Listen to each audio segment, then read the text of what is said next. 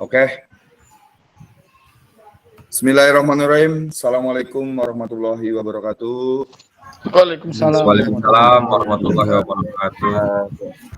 Alhamdulillah. Selamat pagi kakak-kakak semua peserta PKG PJOK yang senantiasa diberikan kesehatan, kelancaran, kemudahan, keberkahan dan juga keridhaan dari Allah serta kebermaknaan dan juga kemanfaatan ilmu yang memang sejatinya kita harapkan untuk terus belajar dan terus belajar.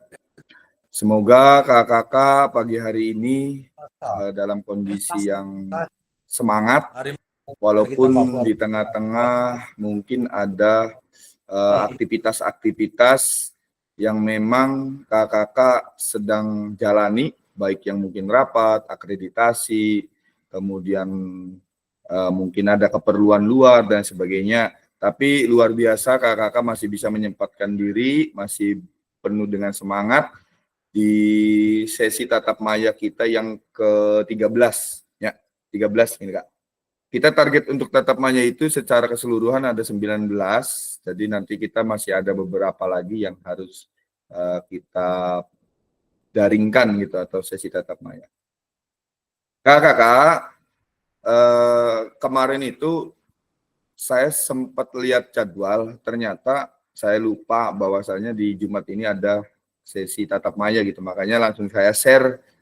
Nah, tapi di situ ada 2 JP, cuma tentang diskusi saja terkait persiapan daripada aksi nyata yang nanti kakak-kakak buat selama 1 minggu ke depan, yang wajib dikumpulkan due date-nya di tanggal 4 itu 4 November di sini. Oke kakak-kakak, langsung saja mohon izin saya share screen dulu untuk pembahasan kita pada sesi tatap maya kali ini.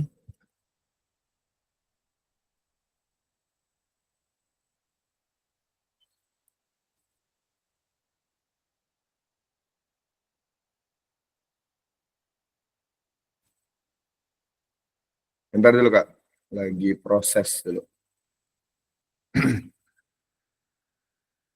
Nah ini, sudah muncul Kak di layar kakak-kakak? Sudah Kang. Sudah Kang. Oke. Kakak-kakak, ini bahan persiapan praktik pembelajaran PJOK yang berpusat pada peserta didik dalam bentuk aksi nyata di situ. Ada beberapa program pengembangan kompetensi guru, pendidikan jasmani dan olahraga kesehatan. Kemudian nanti agendanya apa saja kita lihat. Nah, sekarang tenangkan hati dan pikiran, arahkan semua perhatian untuk fokus belajar, munculkan rasa syukur, ingin tahu, dan kebajikan di situ. Coba tenangkan hatinya kakak-kakak dan pikirannya, jangan sampai muncul kegiatan partisipasi pada sesi kita kali ini, walaupun mungkin di tengah-tengah kesibukan kakak-kakak, tapi masih bisa fokus di situ ya Kak. Doa bersama, mangga kita berdoa dulu. Tadi yang pakai peci itu siapa ya? Kang Paul ya? Kang Paul. Coba dipimpin berdoa Kang Paul. Ustadz Paul. Oke, siap. Bismillahirrahmanirrahim. Untuk tatap maya hari ini, kita baiknya berdoa dulu demi kelancaran. Semoga apa yang dipelajari hari ini kita dapat masuk. Berdoa dimulai.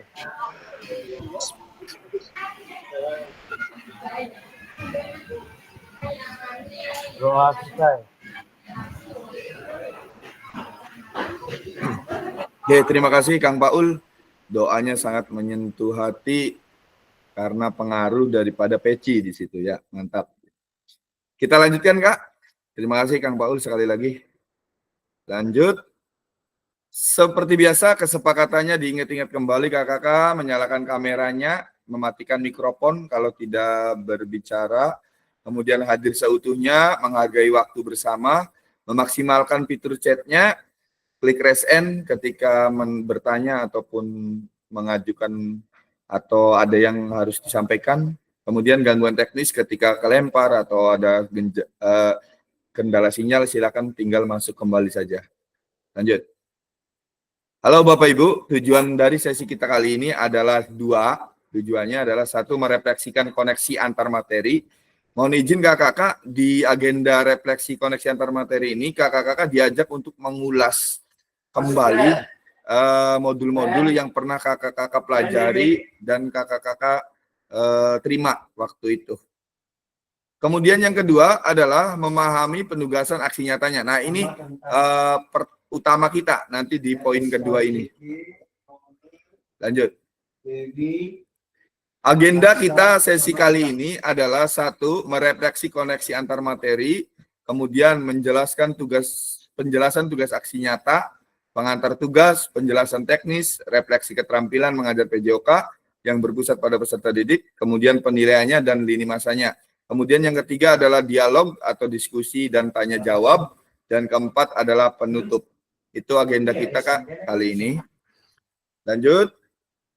Kita masuk ke agenda pertama Kakak tentang refleksi koneksi antar materi paket modul 1 dan 2. Mohon izin tolong dibuka lagi paket modul 1 dan 2-nya. Itu tentang apa Kak? Bisa diingat kembali kah tentang paket modul tersebut? Karena di sini kita punya tugas untuk mengkoneksikan atau menghubungkan antara paket modul 1 dan 2-nya di situ. Sejauh apa pemahaman saya terkait keterampilan mengajar PJOK yang efektif? Sejauh apa pemahaman saya terkait keterampilan mengajar PJOK yang efektif? Kang Asep, bisa mengawali Kang Asep?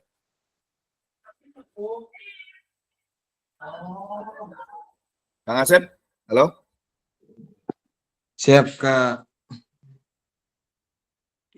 Bisa mengawali Kak? Siap. Sejauh apa pemahaman saya terkait keterampilan mengajar PJOK yang efektif? Menurut saya sih, pengalaman saya mungkin setelah belajar PKG ini banyak hal ilmu, hal baru, istilahnya yang nanti akan diterapkan. Walaupun kemarin-kemarin kita sudah tahu, sudah biasa mengajar itu seperti itu. Namun dengan adanya PKG ini kita lebih tahu lagi, oh namanya tuh seperti ini, oh namanya tuh seperti ini, dan cara mengajar PJOK yang efektif tuh seperti ini. Mungkin seperti itu, Kak. Oke.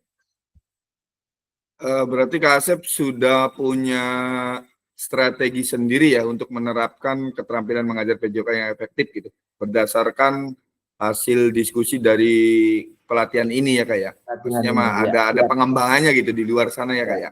Iya. Oke, terima kasih Kak Asep. Sudah mengawali dari pertanyaan pemantik pertama, sejauh apa pemahaman saya terkait keterampilan mengajar PJOK yang efektif. Lanjut. Apakah pemahaman saya terhadap keterampilan mengajar PJOK yang efektif sudah mendukung paradigma saya terhadap PJOK yang berpusat pada peserta didik? Boleh Kang Regi, keduanya dipantik lagi teman-temannya. Ya. Ya, terima kasih Kang Tata. Apakah pemahaman saya terhadap keterampilan mengajar PJOK yang efektif sudah mendukung? Selama ini, jadi keterampilan yang saya sampaikan kepada peserta didik mungkin belum sepenuhnya. Karena walaupun bagaimanapun masih menggunakan kadang-kadang paradigma lama.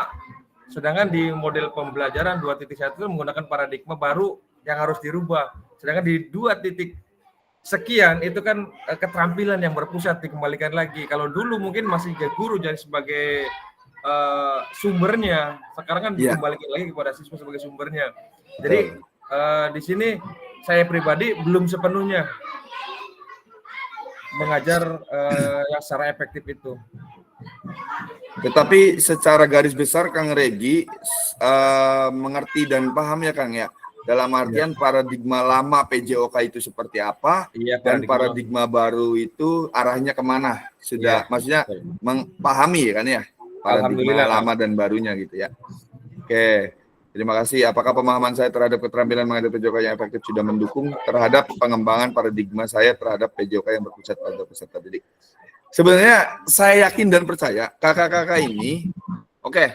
Sebenarnya saya pribadi juga melihat kan beberapa teman gitu yang memang awal itu saya pernah melihat dia itu memberikan pembelajaran itu berfokus pada gurunya saja. Jadi apa yang disampaikan dari gurunya, dipraktekkan gurunya, memang anak ini atau siswa ini memang mengikuti di situ. Tetapi dia masih mengadopsi daripada paradigma lama itu, yang punten ya, yang model jadul gitu. Atau bisa dikenal kayak model mungkin lulusan-lulusan yang senior dulu gitu, cara bentuk penyampaiannya, pembelajarannya seperti itu. Nah, dalam pelatihan PKG PJOK ini diharapkan setiap peserta itu mempunyai pandangan terhadap paradigma baru PJOK yang lebih berkesan bahwasanya peserta didik yang cenderung aktif dan pembelajaran berpusat pada mereka di situ. Nah, ketika si teman saya ini mengikuti waktu PKG PJOK dulu gitu, yang waktu di Jawa Barat itu. Nah, ada beberapa perubahan yang dia terapkan di dalam kelas atau di dalam lapangan di situ. Baik dari keaktifan siswanya, kondusivitas kelas, media ajar, model pembelajarannya, kemudian lebih cenderung siswa yang lebih berperan di situ. Nah, berarti dari sisi ini ada sebuah bentuk perubahan yang secara signifikan dialami oleh guru tersebut. Jadi tidak cenderung monoton lagi gitu. Nah, kenapa PKG PJOK ini muncul? Diharapkan awal kita sudah mempunyai kartu as daripada pelajaran PJOK ini bahwasanya siswa ini suka dengan olahraga. Nah, dengan PKG PJOK ini diharapkan siswa ini tambah lebih suka dengan olahraga. Dengan model-model pembelajaran, aktivitas-aktivitas pembelajaran, dan juga langkah-langkah pembelajaran atau media ajar yang cenderung berkembang, mengikuti perkembangan daripada keinginan daripada siswa di situ. Nah, diharapkannya ke sana Kak sebenarnya. Misalkan kayak model di tingkat SD yang awalnya, oke kita ya punten kayak Kang Budi kan, jalan-jalan gitu. Ya nggak apa-apa, itu sebuah bentuk variasi ya. Atau mungkin makan di kebun. Nah, itu nggak apa-apa, bentuk variasi juga gitu. Tetapi pada saat pembelajaran di lapangannya diharapkan kita itu dicetak, dibentuk untuk menjadi seorang guru PJOK, pengampu PJOK yang mempunyai pengembangan kompetensi yang sedikit naik atau sedikit berubah dari awal gitu. Dan antusias siswa lebih berkembang lagi atau lebih banyak lagi atau lebih antusias lagi gitu. Nah sekarang sebelum saya lanjut, saya pengen nanya nih, Kang Budi. Halo Kang Budi. Siap, kenapa?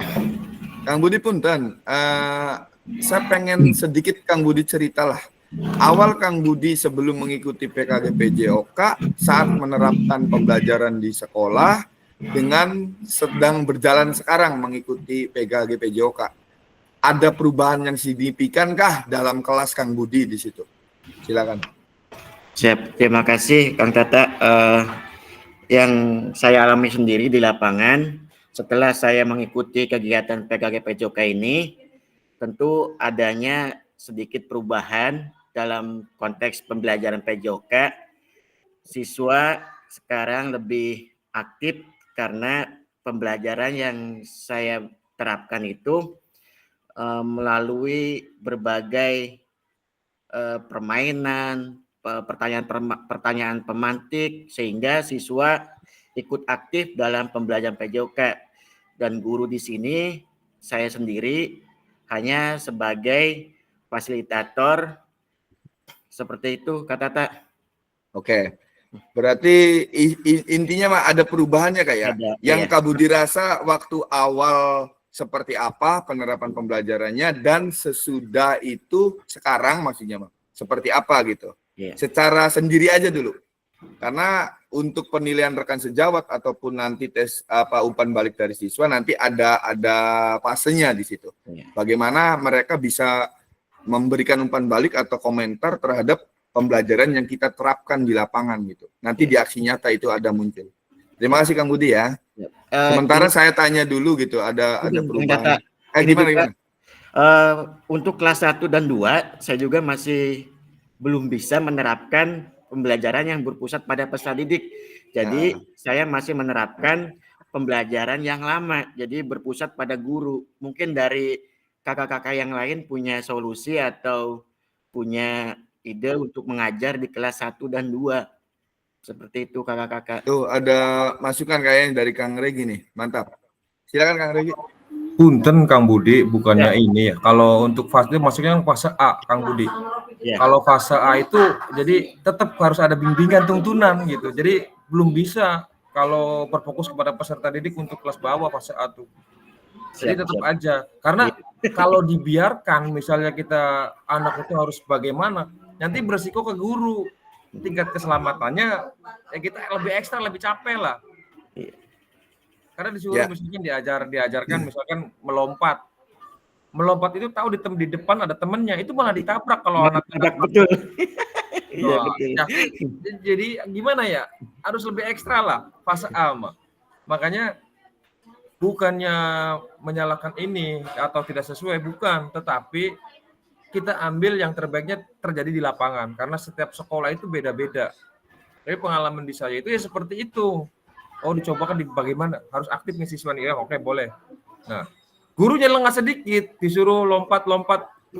Itu ditabrak yang di depan, bukannya berhenti. Jadi beresiko. Kembali lagi, ini cuma saran. Bisa diterapkan berpusat pada peserta didik, tetapi resikonya harus tadi. Gurunya harus ekstra. Harus tetap ada pendampingan ya Kang Regi ya. Betul Kang. Itu. Jangan dilepas sepenuhnya maksudnya. Siap. Karena memang riskan juga kalau kelas 1 2 itu dilepas sepenuhnya ya. Betul kata Kang Regi, namanya juga anak-anak kan di situ. Pasti lebih cenderung melakukan hal-hal yang mereka ngerasa itu tidak tahu bahaya, tidak tahu luka ataupun apa gitu. Tetap harus ada peran. Nemu batu aja dilemparin kemana aja. Iya. Kan gitu, apa nemunya gitu kalau siswa kelas 1, kelas 2 itu. Taruhlah fase A, maksudnya ya seperti itu. Yang pernah dilakukan tuh kadang-kadang disuruh jalan aja kan nemu batu di jalan dilempar ke depan. Iya. betul Kang Regi, betul. Siap. Terima kasih. Istilahnya mah Kang Budi, kalau di fase bawah mah istilahnya dengan mereka mau bergerak mengikuti apa yang kita arahkan, apa yang kita tugaskan gitu. Itu juga sudah cukup mencapai daripada pembelajaran yang berpihak pada peserta didik gitu. Misalkan, nih kalian mau kemana nih gitu kan ya. Pak, aja mau jalan-jalan lah ke kebun. Ya udah kan kita dampingin kan ke kebun gitu. Nah, itu juga udah kita mewadahi daripada keinginan mereka di situ. Itu udah cukup daripada paradigmanya udah masuk juga di kelas 1 dan 2 tuh, Kang Budi. Siap. Seperti itu. Dengan adanya penawaran seperti itu tuh sudah menjadi fasilitator gitu. Iya, betul. Jadi sesederhana itu sebenarnya Kang Budi. Jadi jangan sampai pandangan kita bahwasanya pembelajaran yang berpusat pada peserta didik ataupun tadi itu melepas secara sepenuhnya gitu kan, tanpa adanya pendampingan atau pembimbingan dari kita selaku gurunya di situ. Oke, terima kasih Kang Budi ya. Siap, sama-sama. Kita lanjut. Satu lagi mohon izin, saya pengen tahu lah cerita ada selama 2 bulan berjalan ini dari senior Pandang. Ya, Assalamualaikum warahmatullahi wabarakatuh. Waalaikumsalam. Pak Andang, mohon izin bisa ceritakan Pak, sebelum Pak Andang mengikuti kegiatan ini, pembelajaran seperti apa Pak Andang lakukan dan sekarang sedang berjalan, apakah ada perubahan dalam penerapannya di sekolah? Bisa Ya, berbagi cerita Pak? dari apa yang saya dapat gitu kan, dari zamannya masih kuliah sampai saya sudah mengajar gitu kan, mungkin paradigmanya kan hanya itu saja gitu, stagnan gitu kan. Ya memang istilah-istilah apa yang sekarang muncul gitu setelah saya mengikuti PKG PJOK gitu kan, mungkin pernah dilakukan, tapi mungkin saya belum melakukan yang terbaik gitu ya untuk memberikan suatu pelayanan terhadap siswa gitu, terhadap murid gitu kan. Dan mungkin apa yang juga saya dapatkan mungkin ya tadi gitu, bukan hanya pada saat kuliah gitu ilmu-ilmunya, tetapi juga apa yang saya dapatkan waktu sekolah gitu, dan bagaimana cara guru-guru saya ya dahulu memberikan suatu pembelajaran atau pengajaran gitu yang mungkin masih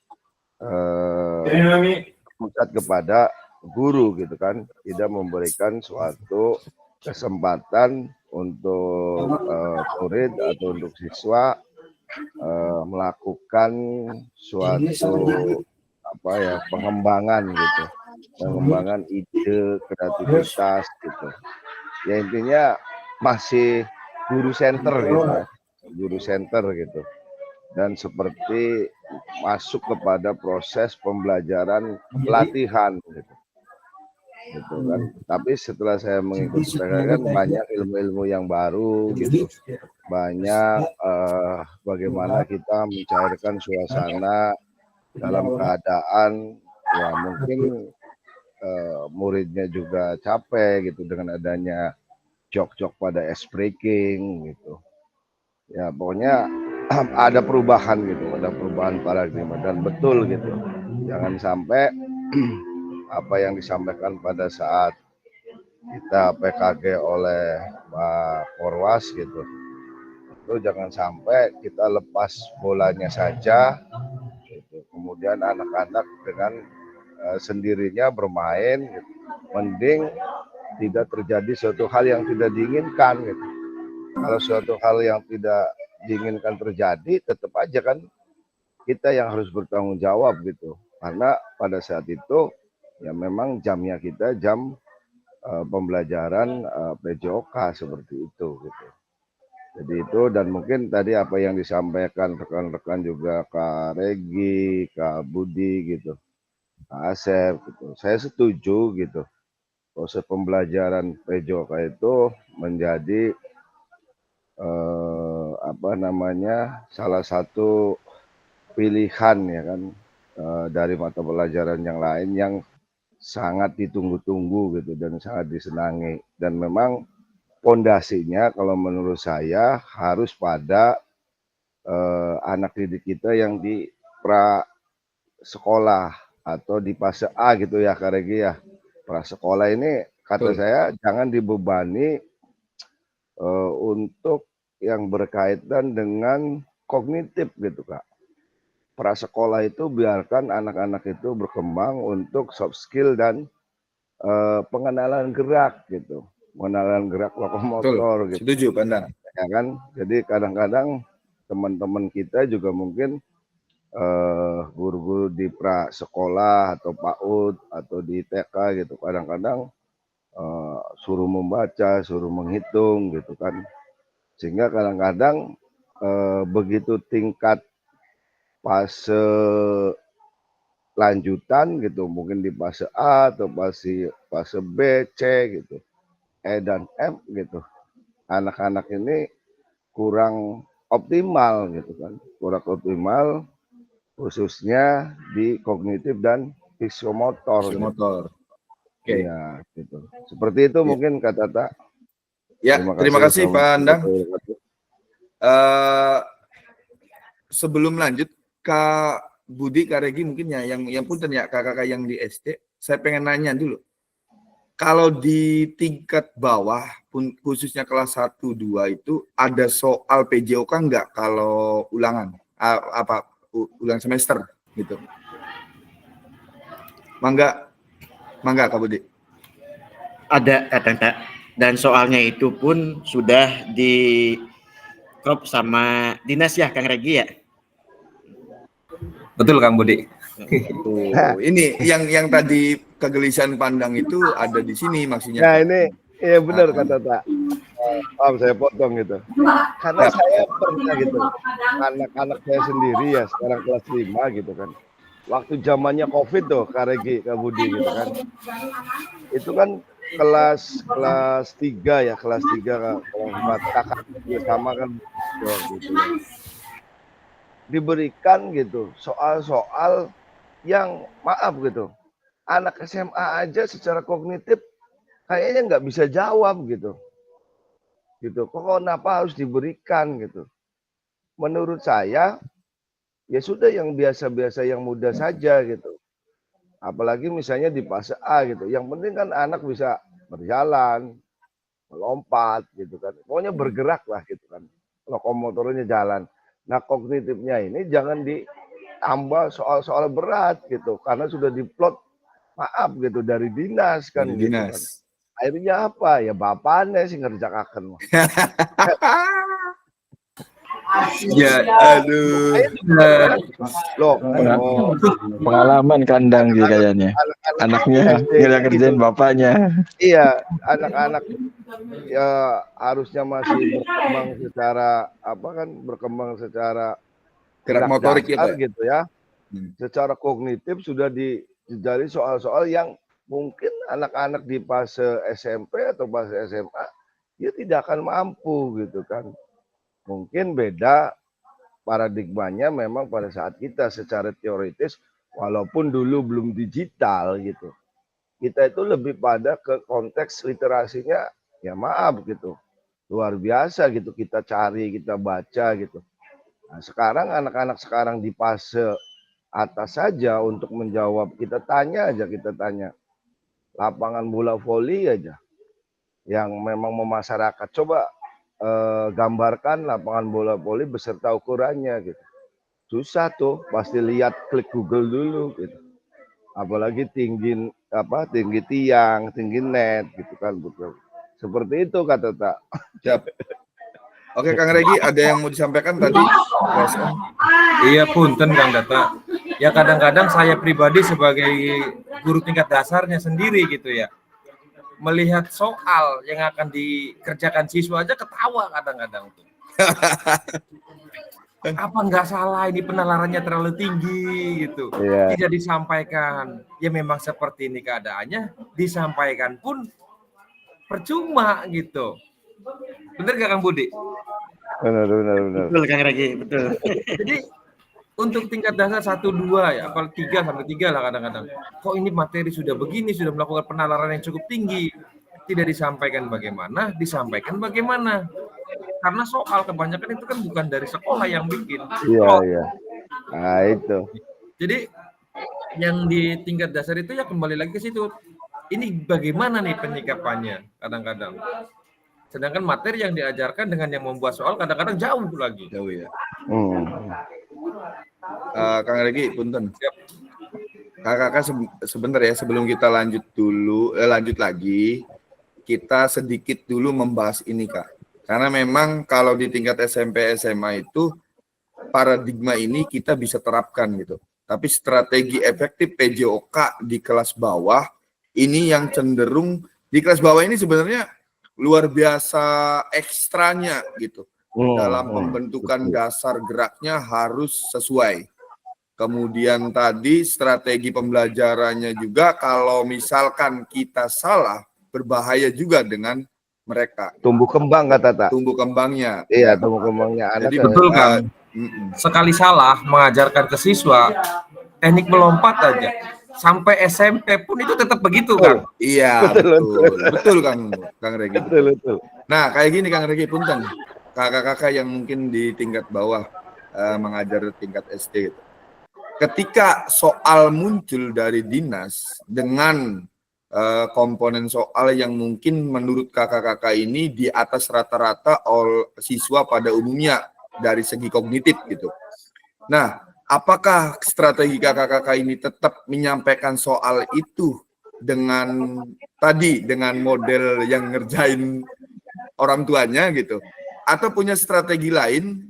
Yang penting ada laporan nilai UAS-nya gitu, Kang Regi, atau gimana? Waktu biasanya? COVID itu Kak Tata.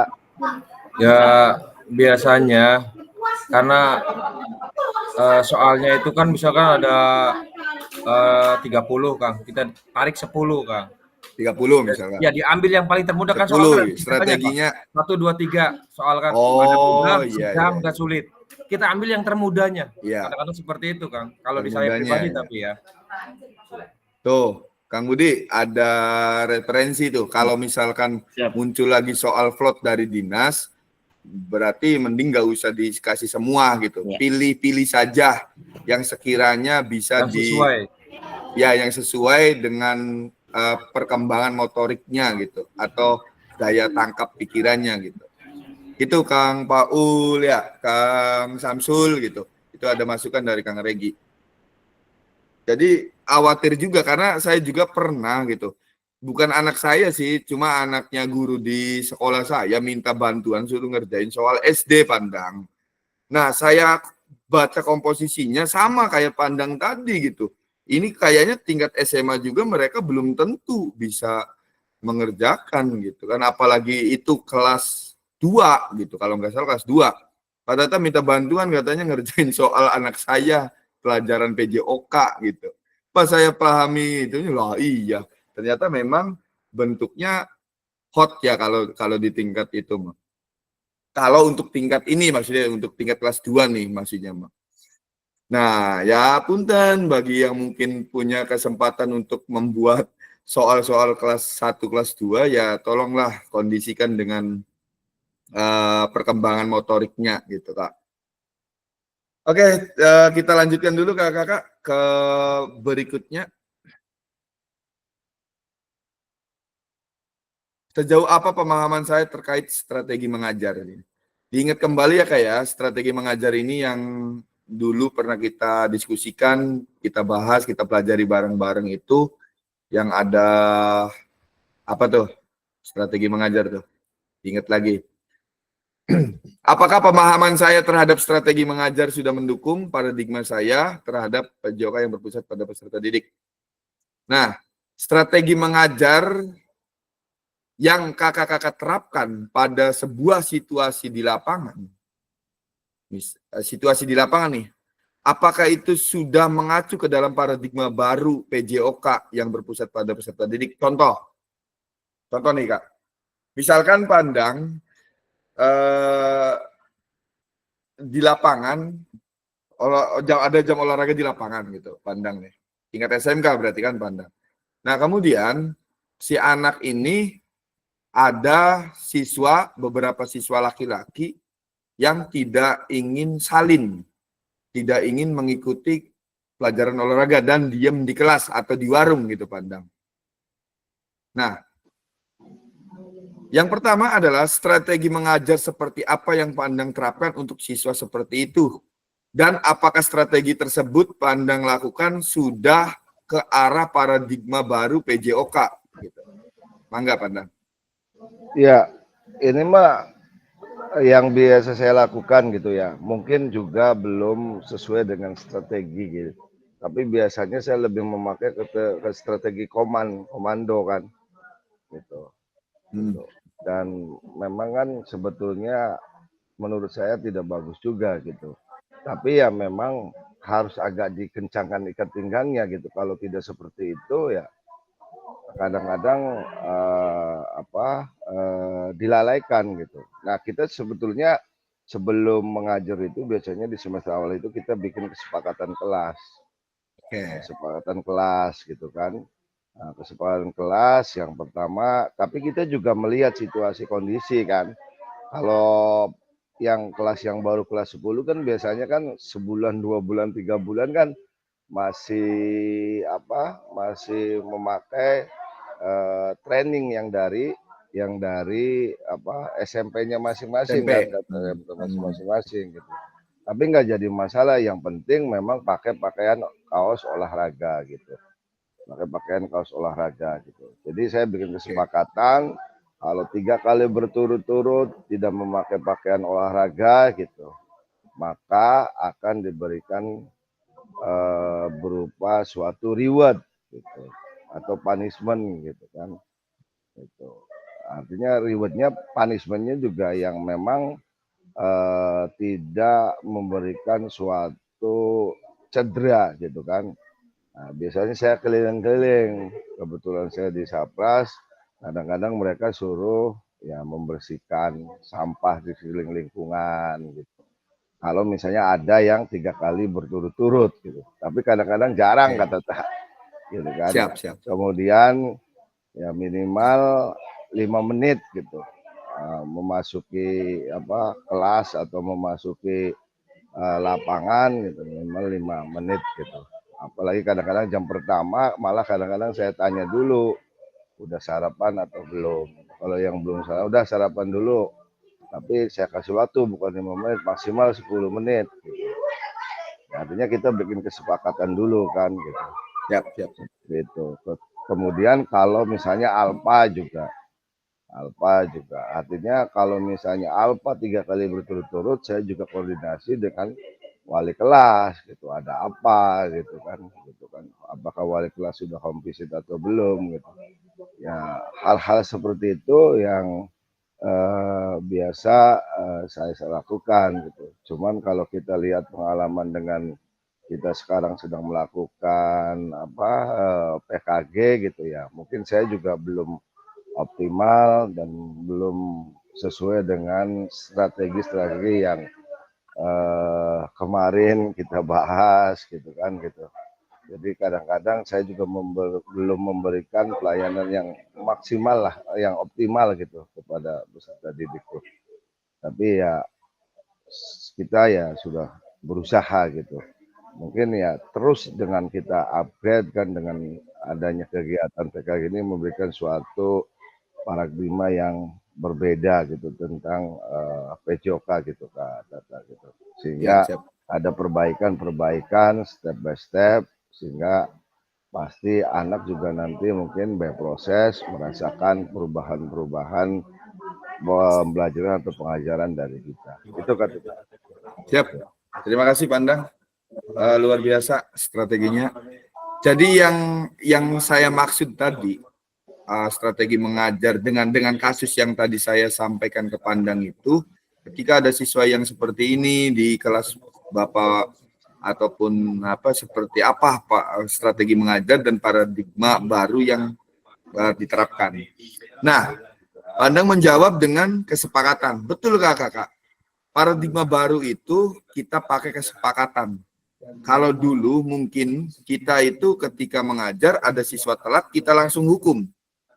Oke, kamu telat, silakan push up 10 kali misalkan atau 20 kali.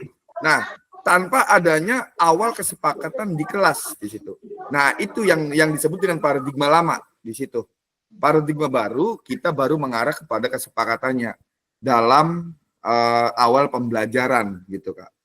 Nah, jadi kenapa saya tadi kasih kasus tentang siswa di situ? Karena kita awal biasanya ya itu beradaptasi dengan karakteristik siswa dulu gitu, dengan cara membuat kesepakatan sebelum kita terjun ke lapangan dengan strategi mengajar yang berbeda lagi. Nah, saya percaya yakin kakak sudah banyak strategi mengajarnya ketika ada siswa yang memang kita materinya senam lantai roll depan, tapi ada siswa putri yang tidak bisa gitu, strateginya seperti apa, itu pasti sudah disiapkan.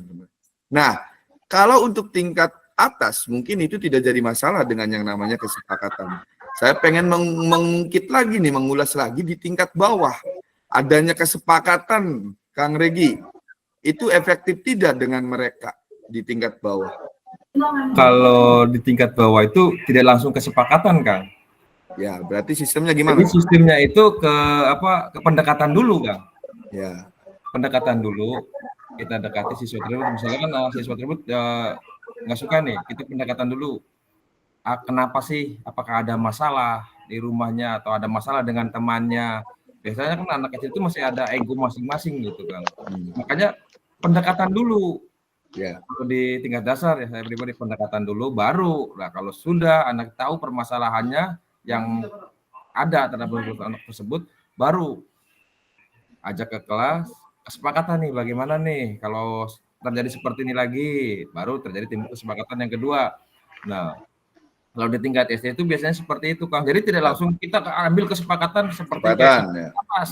Jadi tahu dulu kasusnya permasalahan anak si A, si B ini. Nah, nanti kan sambil di pendekatan seperti itu, tahu nih karakteristik anak ini seperti ini. Kenapa dengan cara pendekatan tadi?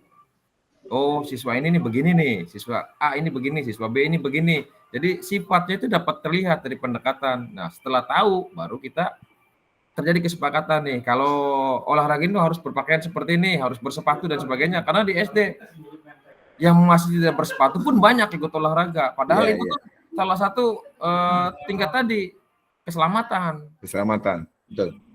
Makanya kita bikin kesepakatannya di situ. Harus berpakaian olahraga, harus bersepatu dan sebagainya. Nah, di situ baru timbul kesepakatannya. Di awal kalau kasus seperti tadi Kang Tata itu pendekatan dulu kalau di SD, baru kesepakatan. Betul, Kang. Oke. Terima kasih Kang Regi. Masukannya dari tingkat bawah luar biasa, diwakili saja, dan yakin juga teman-teman yang di tingkat bawah juga hal yang sama gitu. Cuma di sini secara garis besar harapannya di paradigma PJOK yang berpusat peserta didik dan paradigma baru pemahaman PJOK ini diharapkan kakak-kakak ini sudah mulai beralih ke produk lama dalam artian dari sisi kayak kondusivitas kelas, kayak bagaimana kita menangani kelas yang tidak kondusif, kayak bagaimana kita menerapkan pembelajaran yang lebih aktif, yang lebih kreatif. Nah, harapannya di situ sebenarnya, Kak. Secara garis besarnya di situ dalam kegiatan pelatihan ini. Kita lanjut.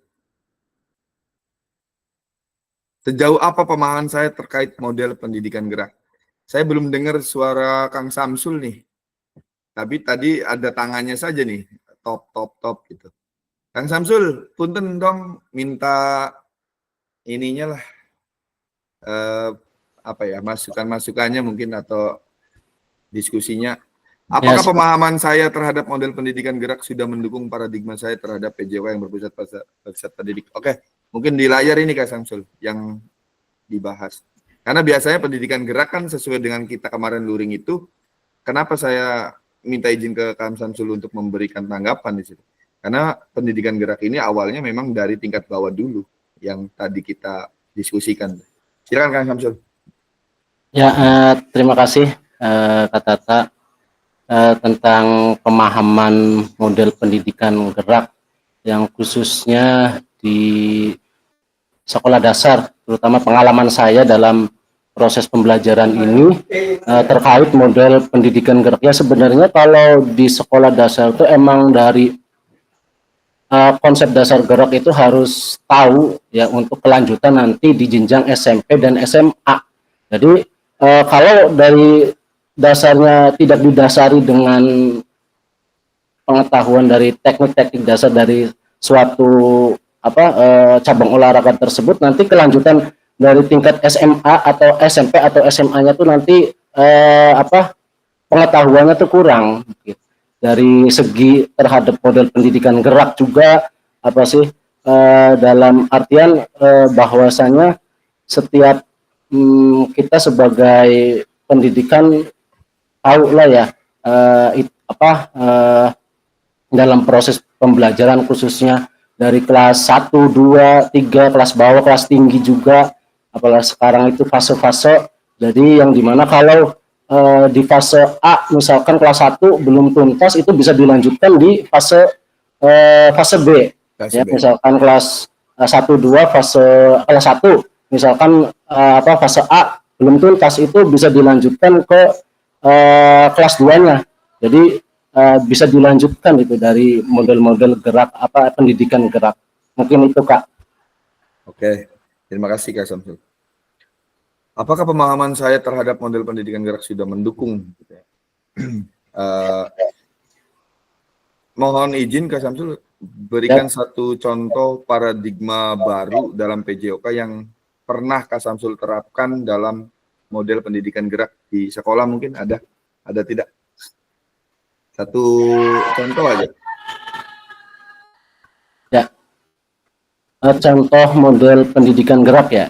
Iya. Dari mungkin ada sih ya Kak, sering dalam penerapan pembelajaran model pendidikan gerak dari konsep gerak dasar, teknik-teknik dasar dari Kalau suatu gerak dasar contohnya seperti apa yang biasa Kak Samsul terapkan? biasanya kalau mulai dari fase bawah dulu tuh Kak, dari gerak manipulatif, Nah, ya. gerak non lokomotor dan lokomotor. Kan biasanya kalau di kelas 1 kadang juga bagaimana cara melompat satu kaki atau melompat dua kaki juga itu biasanya masih susah tuh, harus kadang harus dibimbing dulu. Betul apa kata tadi dari penjelasan Kak Regi juga, Kang Regi ya. Nah, kalau di jurnal dibebaskan tuh bukan malah kondusif, malah sesukanya sendiri. Ya perlunya ada pembimbingan dari kita juga yang perlu ekstra dari model pendidikan gerak itu yang awal dari kan berkelanjutan dari fase A, B, dan C gitu. Jadi mulai dari fase A dulu, konsep geraknya dulu kita harus harus diterapkan dulu dari gerak lokomotor, non lokomotor serta manipulatif gitu kan. Ya. Oke. Terima kasih Kang Samsul. Biasanya di fase ini guru tingkat bawah sering sekali mempraktekkan mengenalkan dan mempraktekkan non lokomotor dan manipulatif ya biasanya ya. Aktivitasnya yang biasa dipakai gitu ya. Oke, terima kasih Kang Samsul. Siap. Ya, lanjut lagi Kak. Sejauh apa pemahaman saya terkait model pendidikan kebugaran di situ? Kak Samsul, Kak Regi, Kak Budi, Kak Andang sudah, Kak Asep sudah. Kak Tarna. Kak Tarna, halo. Halo Kak Tata. Yo. Kak Tarna, siap, ini ada pemantik nih.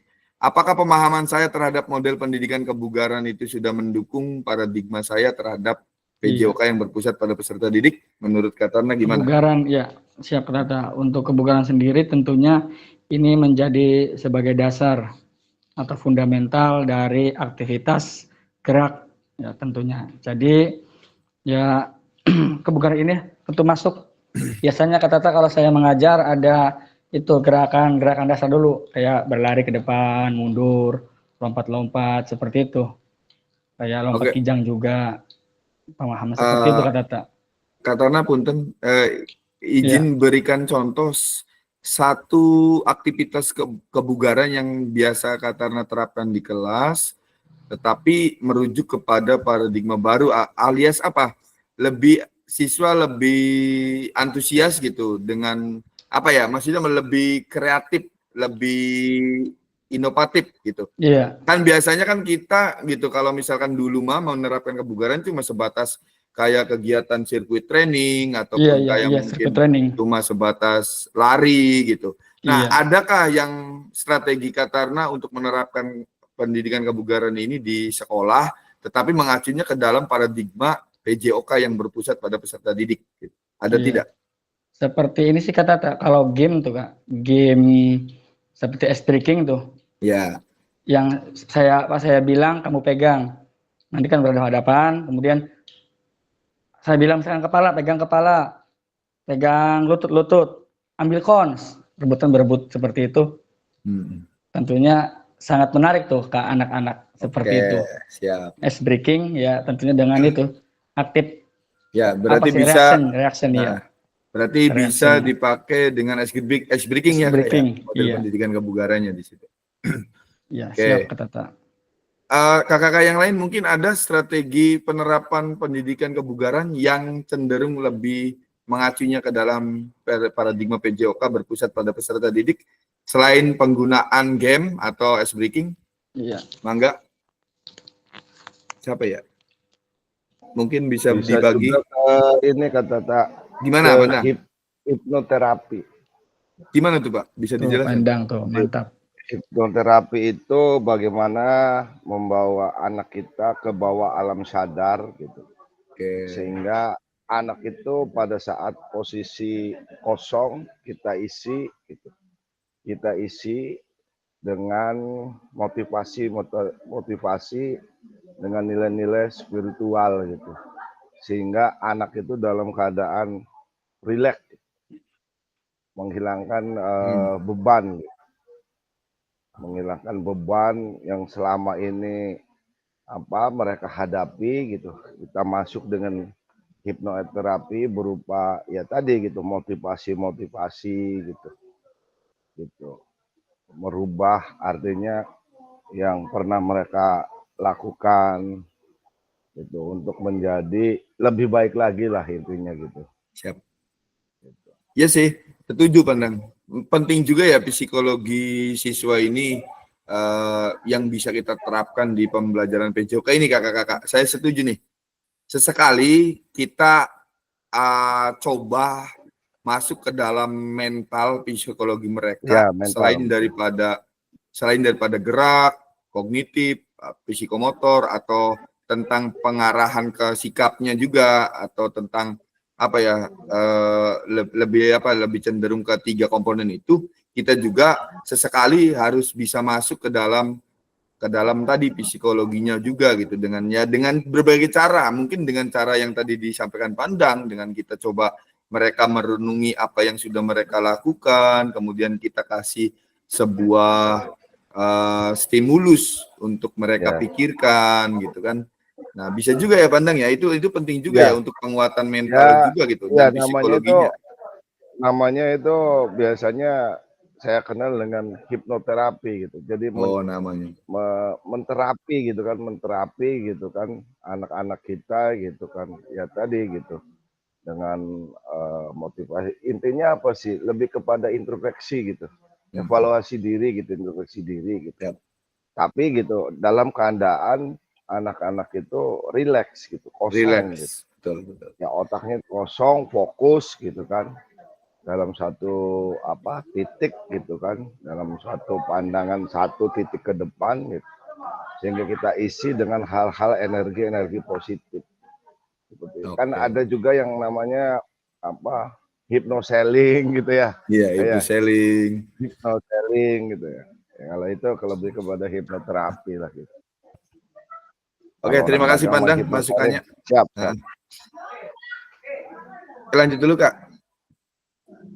Berikutnya kita lihat sejauh apa pemahaman saya terkait SEM atau SEM tadi, Sport Education Model.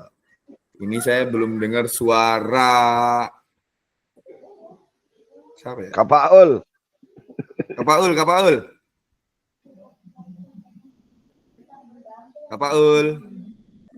Halo.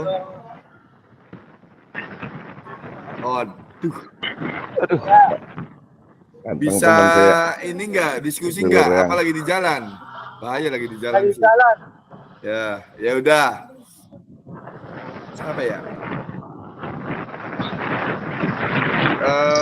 Saya belum dengar suaranya Kak Ipik. Halo Kak Ipik. Kak Ipik bisa diberikan pendapat tentang ini? Penerapan SEM, Pak. Iya, penerapan SEM.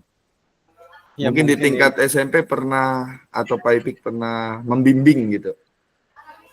Kalau membimbing sih enggak ya kayak. Untuk di tingkat SMP mungkin untuk penerapan sport education model ini khususnya di sekolah saya itu paling cuma tingkat di akhir semester itu kadang di porak aja itu. Di porak gitu. Tetap. Tapi siswa sudah aktif bisa berjalan secara otomatis tuh Pak, penerapan ininya, model SEM-nya di dalam porak itu. Untuk panitia dan itunya dilibatkan siswa, tapi ketua poraknya masih dari bimbingan kita juga sih Kak. Dari gurunya ya atau pembinanya ya? Gitu. Iya ada ketua panitianya, terus dilibatkan untuk wasit apa sih dari siswa semuanya itu pelaksanaannya. Dari mulai menyiapkan perangkat pertandingan sampai kegiatannya itu siswa, guru cuma mengawasi saja itu. Oke. Wasitnya Kak? Iya, Siswa wasitnya juga dari siswa, wasitnya juga sama. seluruh perangkat pertandingan dari siswa semua itu? Iya, perangkat pertandingan siswa, tetapi untuk itunya, untuk panitia, ketua panitianya itu masih dari guru. Dari guru ya, karena memang Iya. harus dibimbing juga gitu. Iya, dibimbing juga gitu Kak. Ya. Oke. Mungkin itu saja Kak. Siap. Terima kasih Kak Ipik. Ya. Ya betul Kakak Sam itu memang di tingkat sekolah itu memang ada beberapa yang mungkin di tingkat atas lah sudah menjalankan, tapi dalam porsi kecil. Maksudnya porsi kecil itu dalam kegiatan porak di situ yang di akhir semester. Biasanya kayak OSIS ataupun eskul yang dilibatkan di situ. Nah, kalau misalkan itu juga termasuk produk SEM sebenarnya kakak yang di porak itu. Tetapi harapannya sebenarnya kalau di PKG ini guru dalam kelas itu yang bisa menerapkan, bukan dalam sebuah porak atau sebuah organisasi OSIS atau eskul yang menerapkan. Jadi harapannya sih guru PJOK-nya yang menerapkan di kelas yang mereka ajar gitu.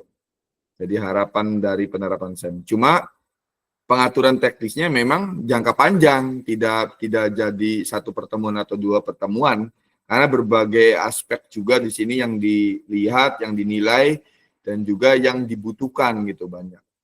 Tapi kalau misalkan kita mungkin niat gitu untuk bisa menerapkan ini dalam pembelajaran PJOK, ya bisa jadi sebenarnya bisa juga sih Kak. Ya, tergantung daripada komunikasi kita dengan kepala sekolah, alias izin atau dengan kurikulumnya gitu, izin seperti apa. Oke, lanjut. Tapi yang jelas tetap harus ada gambaran Kakak untuk sport education model itu seperti apa pendidikan olahraga tuh. Kak Asep gimana? Boleh. Mohon izin Kak, Ya. sebenarnya di pembelajaran juga kalau tingkat atas itu bisa diterapkan untuk SEM itu Kak. Kalau saya sih pernah maksudnya menerapkan ini langsung dadak gitu, artinya dalam satu pertemuan materinya misalkan bola voli ataupun sepak bola, bola besar, ya misalkan. Nah otomatis kalau tingkat atas itu seperti tadi yang dibahas Kak Endang, misalkan ada aja yang enggak pakaian lengkap. Olahraga pakaian lengkap tuh ya, misalkan ada cuman pakai kaos aja, bawahnya pakai masih celana, itu kita bisa manfaatkan untuk menjadi misalkan konten kreator. Jadi bisa sambil pembelajaran, kemudian misalkan yang lengkapnya kita bagi timnya, kemudian yang ininya jadi wasit, kemudian ada lagi yang perempuan, Kak saya malas gerak, ya udah jadi pencatat skor. Itu bisa jadi secara otodidak, tapi dengan kesepakatan kita satu kali pertemuan misalkan ini aja.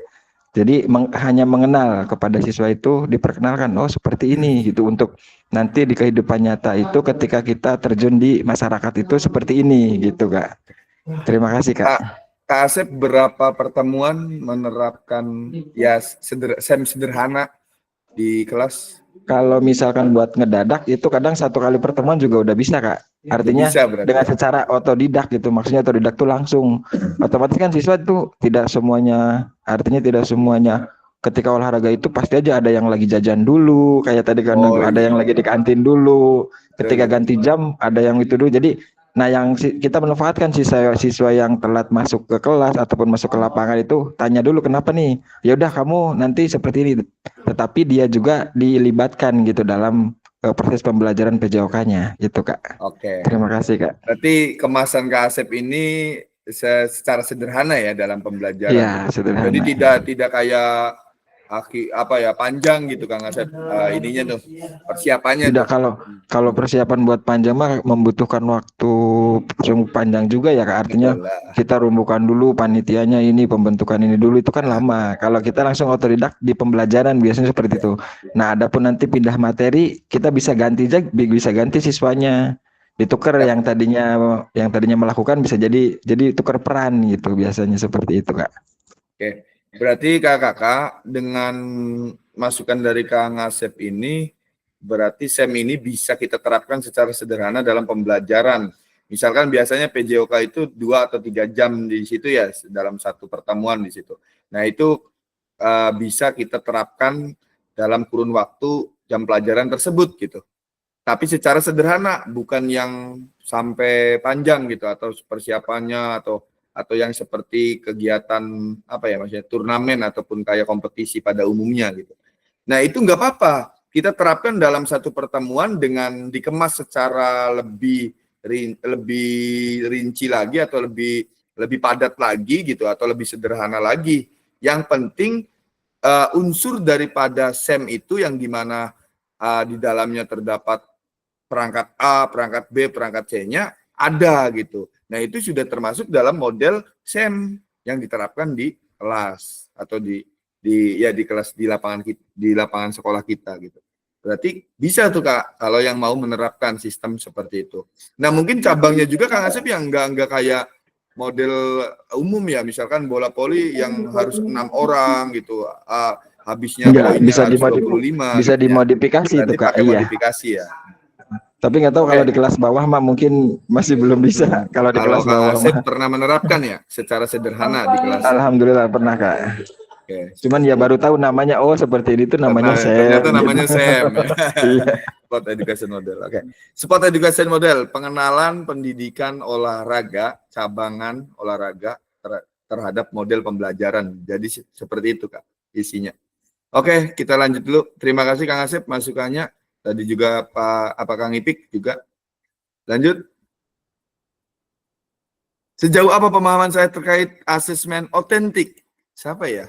Kang Asep udah, Kang Ipik udah. Kang Imam, udah selesai belum rapatnya Kang Imam? Nggak ada suaranya ini kan. Pak Sukirman lah, Pak Sukirman. Pak Sukirman, senior, bisa bergabung? Ya. Mana ini muka gantengnya, mana ini muka gantengnya Pak? Muka gantengnya? Nggak ada gambarnya Pak. Oke, siap. Lagi apa sih? Nah, Pak Sukirman, mohon izin mungkin punya pengalaman atau cerita lah terkait ini nih Pak. Apakah pemahaman saya terhadap sport education model itu sudah mendukung paradigma saya terhadap PJOK yang berpusat pada peserta didik? Oh ini aja ini mah tadi udah dijelasin Kang Asep. Sejauh apa pemahaman saya terkait asesmen otentik? Pemahaman Pak Sukirman tentang asesmen otentik itu seperti apa Pak? Bisa berbagi ini. Ya yang kemarin itu ya Kak Tata ya? Iya betul. Yang waktu diskusi kelompok. Kalau itu yang nangkol ke saya itu pada penerapan asesmen otentik. Jadi bisa mengukur apa nih? Pembelajaran, bisa mengukur pembelajaran dan prestasi siswa. Dan bisa mengukur ini keterampilan gerak. Keterampilan gerak. Itu menurut saya. Oke, ada lagi Pak? Bisa memotivasi anak itu dengan penerapan asesmen otentik bisa memotivasi anak dan mengembangkan sikap itu yang afektif ya, yang itu ya. Asesmen otentik tuh. Oke, terima kasih Pak Sukirman. Kang Faiz, mana Kang Faiz? Kang Faiz, satu lagi tambahin Kang Faiz. Sejauh apa pemahaman saya terkait asesmen otentik Kang Faiz? Asesmen otentik tuh berarti kalau ngetes siswa tuh nggak harus Kak, bisa dengan permainan langsung kayak main bola dilihat passingnya kayak gitu ya. Iya. Sama kalau seleksi tuh berarti sama aja kayak asesmen otentik ya, misal seleksi disuruh game kayak gitu nanti kan bisa dipilih dari segi passing apanya passingnya kayak gitu. kan. Iya. Misalkan yang jadi kiper. Oke. Iya. Berarti secara garis besar Kang Faiz ngerti ya, maksudnya tahu ya bahwa asesmen otentik adalah penilaian secara nyata dalam bentuk permainan gitu. Iya. Dalam permainan nyata maksudnya. Ya, seperti itu. Tapi tetap rubriknya harus kita siapkan gitu Kang Pais, kriterianya gitu. Misalkan kita yang mengacu tujuan pembelajarannya adalah teknik dasar gitu. Ya berarti teknik dasar yang mau kita munculkan dalam asesmen otentik itu apa saja dalam permainan sepak bola misalkan. Passing nyata, terus kemudian mungkin dribbling nyata. Nah, di situ kan dikasih kriteria di situ. Nah, seperti itu ya Kang Pais ya. Iya. Oke, terima kasih. Lanjut.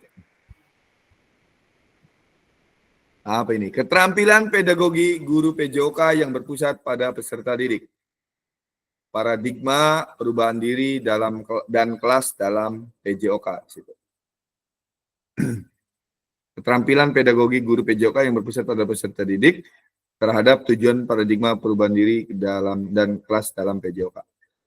Oke kakak-kakak, kita masuk ke agenda kedua tentang penjelasan tugas aksi nyata setelah kakak-kakak tadi sudah memberikan sebuah bentuk diskusi,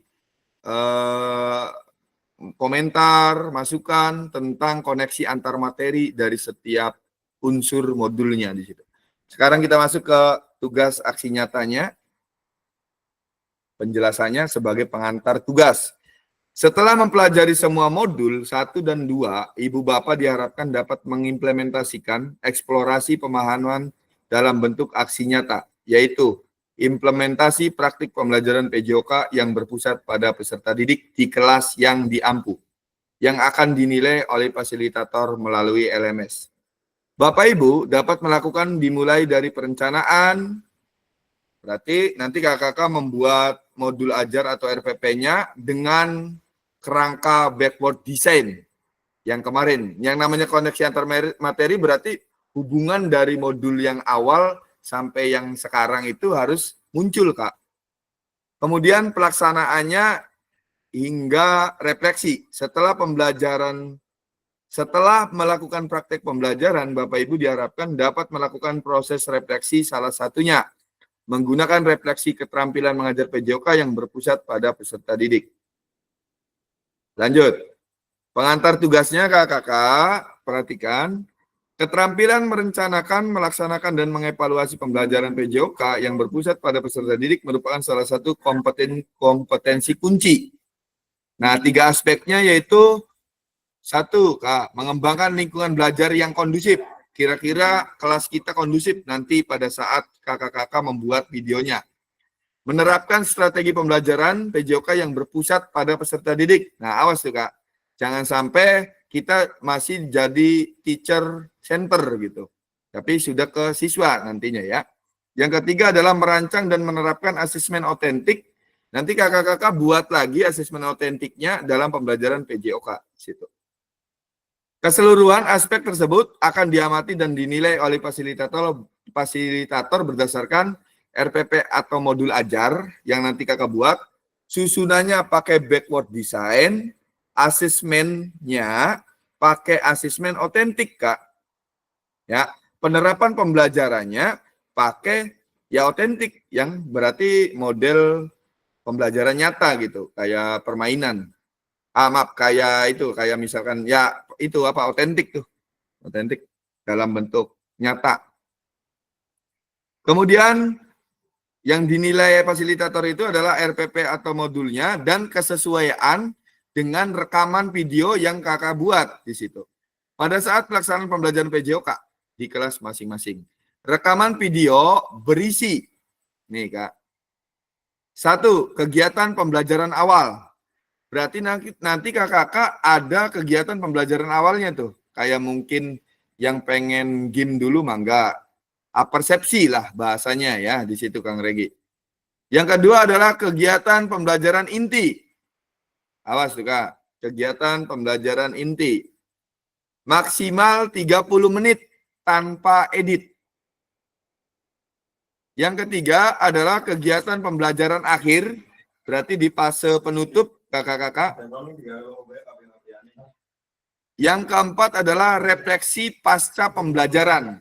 Nanti berikan sebuah refleksi dari kakak tentang pembelajaran yang kakak buat ini atau yang video yang kakak buat ini.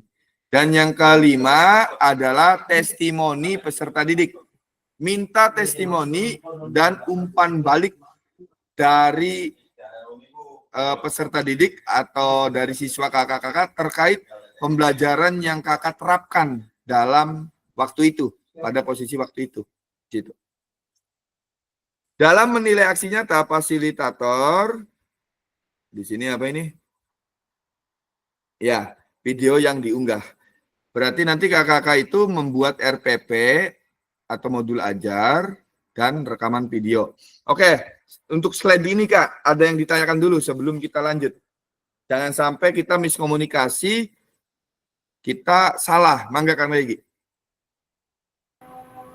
Ini Kang yang 30 menit tuh maksudnya tuh video intinya saja apa keseluruhan dari pembukaan? Intinya saja. Oh, berarti kalau misalkan menit ya, Kang, ada ya? video testimoni dari siswa, itu bisa lebih, Kak. Iya, berarti kan 30 menit itu intinya saja. 30 menit itu pembelajaran inti ya, berarti itu Iya, aja.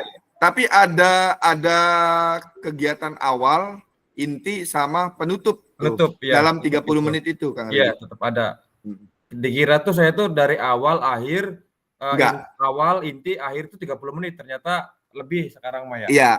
Nah, kegiatan pembelajaran inti maksimal 30 menit, maksimal tanpa edit. Berarti di pembelajaran intinya saja 30 menit tuh, Kang. Iya. Nanti kalau misalkan ada video testimoni dari siswa ya berarti nambah lagi tuh. Nambah berapa lagi. menit. Iya. Iya. Oke, Kang Asep, ada pertanyaan? Mangga. Kalau bentuk pembelajarannya dibuat SEM, boleh nggak Kak? Artinya awal pembukaan kita seperti biasa, kemudian kita kasih peregangan, setelah peregangan pemanasannya mungkin bentuk game. Nah, ke pembelajaran intinya itu langsung bentuk SEM, artinya siswanya itu langsung dibagi. Kayak gini Kang Asep. SEM itu sebenarnya rada mirip-mirip juga dengan penilaian otentik gitu. Nah, yang penting Kang Asep membuat modul ajar atau RPP-nya dengan kerangka backward design yang kemarin waktu itu kita bahas itu, ya sesuaikan dengan pembelajaran yang diterapkan gitu Kang Asep. Nggak apa-apa. Dari tujuan pembelajarannya, kemudian langkah-langkah pembelajarannya. Nah, untuk asesmennya, Kang Regi, Kang Asep, menggunakan asesmen otentik. Jadi dibuat rubrik lagi. Asesmennya nih Kang, yang dibuat nih. Kan biasanya kalau asesmen biasa mah, ya kayak yang ada di RPP pada umumnya kan ya, kayak gitu. Nah, kalau yang di sini lebih khusus ke asesmen otentik yang dibuat gitu. Jadi intinya apa Kang Asep? Boleh, silakan. Karena jadi memang dikembalikan lagi ke kita ya untuk asesmen otentiknya tuh Kak yang kemarin dibahas waktu diskusi itu berarti seperti itu ya. Betul. Nah, nanti tolong dibuat lagi punten menurut kesepakatan bersama dengan seluruh fasilitator kabupaten, kakak tidak diperkenankan untuk menggunakan video yang lama atau yang untuk UKIN. Karena beda kalau UKIN mengacunya kemana, komposisinya nih, kerangka-kerangkanya nih. Kalau yang ini mengacunya ke dalam ya koneksi antar materi kita itu. Jadi di dalamnya itu ada mungkin pembelajaran tadi tuh, gerak, kebugaran, atau SEM. Betul Kak Asep? Jadi nanti temanya ini kakak-kakak boleh ambil dari 3 itu Kang Asep. 1, pembelajaran gerak. Yang ini yang materi luring tuh, yang ada konsep tubuh, konsep keterhubungan, konsep usaha. Yang penting masuk ke dalam aktivitas pembelajarannya gitu. Yang kedua, pembelajaran kebugaran. Atau yang ketiga, pembelajaran Sport Education Model atau SEM. Makanya tadi saya jawab Kang Asep, boleh mangga menggunakan itu. Karena ketentuannya memang seperti itu. Nah, jadi mangga. Misalkan Kak Pais gimana? Gimana Kang Pais? Kang Pais? Kata punten. Kalau SEM kan berarti penyampaian teknik dasarnya itu berarti nggak ada apa gimana? Gini. Kalau konsepnya Kang Asep tadi mau menerapkan atau membuat videonya itu dalam konsep SEM di situ. Nah, itu diperbolehkan. Ya. Karena memang dalam pembelajarannya ini Kang Pais boleh dipilih aja 3. Di dalamnya itu mau konsep gerak, mau konsep kebugaran, apa konsep SEM. Berarti kegiatan inti nanti langsung SEM gitu boleh ya? Emang Kak Pais mau pakai SEM di SD nih? Misalkan ada 15 gitu bikin tim. Kalau 3 saran orang. saya sih kalau saran saya sih kalau di SD pakai konsep gerak saja yang lokomotor, non lokomotor atau manipulatif, kemudian dikemas dalam modifikasi pertandingan gitu Iya, atau permainan pertandingan gitu. enggak SEM tuh Kak, misal pertandingan kayak dibikin 3 lawan 3 terus ganti kayak gitu Iya, aja. nggak apa-apa kalau kayak Enggak gitu. SEM Berarti kan murni, masuknya iya. konsep gerak. Kalau Mm. misalkan di SEM kayak Kang Asep tadi, yaitu Kang Pais harus ada yang jadi dokumentasi, harus ada yang jadi A, harus ada yang jadi B gitu. Iya enggak Ya. Kak, enggak SEM tuh tapi bikin pertandingan kayak gitu bisa Oke, ya? boleh seperti itu. Berarti pakai konsep gerak saja Kang Pais ya.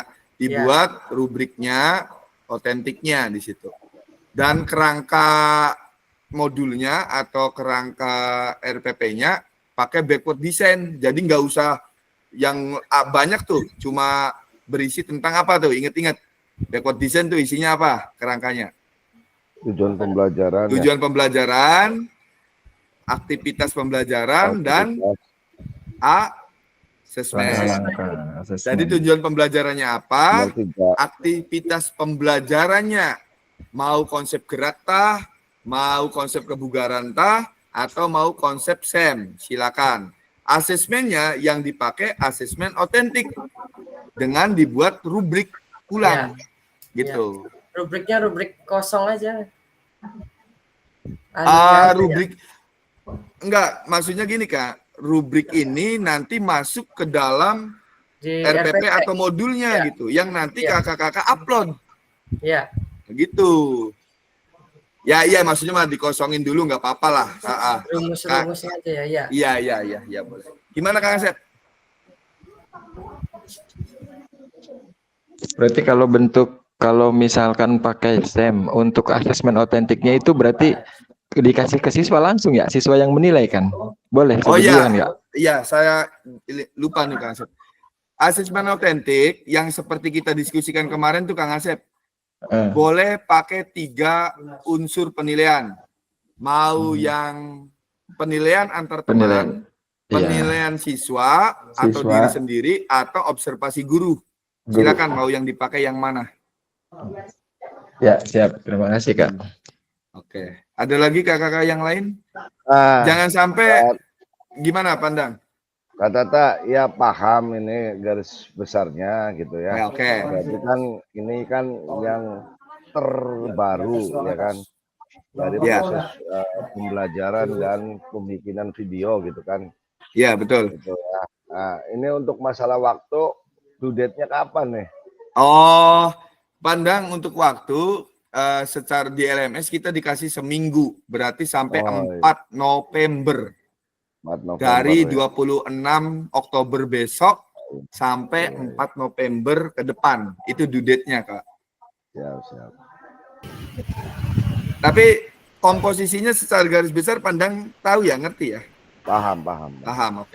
Insya Allah paham. Amin. Terima kasih. Pak Sukirman gimana? Ini yang rekaman video tuh, Pak Tata. Yang berisi nomor 5 tuh, testimoni peserta didik. Oh, testimoni. Nah, itu tuh testimoni peserta didiknya tertulis apa ada lisan aja dan berapa lisan, anak Pak. yang dibutuhkan? Lisan, bentuknya video, Pak. Bentuknya video. Lisan aja. Berapa Jadi anak? video pembelajarannya Pak Sukirman ini digabung. Waduh, jauh bisa digabungnya. Nah, minta bantuan mungkin ke teman yang lain atau operator sekolah suruh gabungin video. Tapi tidak boleh diedit, Pak. Jadi kayak gini bentuk videonya nih. Pak Sukirman mewawancarai ke siswa ataupun mungkin memberikan catatan ke siswa gitu. Siswanya suruh ngomong di kamera gitu, di video gitu. tentang pembelajaran yang diterapkan tersebut, gitu Pak. Berapa anak itu Kak kira-kira? Ya 1 atau 2 Pak, cukup. Tapi sekiranya kalau di tingkat dasar kayaknya harus di briefing dulu, harus dikonsep dulu, biar bisa ngomong. Khawatir metu bahasa Thailand yang kone Pak Sukirman ning video nih. Bahasa daerah. Bahasa daerah. Oke, jelas Pak Sukirman? Nggak boleh kalau ada bahasa daerah nah. Ya udahlah, nggak apa-apa lah. Karena tingkat dasar mah biasanya kan anak ya walaupun sudah dikonsep sedemikian rupa, tapi tetap metu. Tetap muncul di situ. Dan nggak apa-apa. Yang penting Pak Sukirman ini semangat. Tetap gimana Iya. konsepnya. Ada lagi kakak-kakak yang lain, jangan sampai kita miskomunikasi. Boleh Kak Faiz gimana? Misal video apa wawancaranya tuh, kan wawancara ke anak ya. Ya. Anaknya aja yang kelihatan apa sama gurunya? Boleh sama gurunya nggak apa-apa. Boleh anaknya saja nggak apa-apa. Yang penting si ngomong atau yang berbicara ini anaknya Kak Faiz. Ya. Misal beda hari sih kan seragamnya nggak sama gitu, nggak apa-apa. Nggak apa-apa, yang penting pada saat pengumpulan video digabung ya Kak Faiz ya, dengan video pembelajarannya gitu. Oke, teman-teman yang lain, kakak yang lain mungkin ada pertanyaan lagi?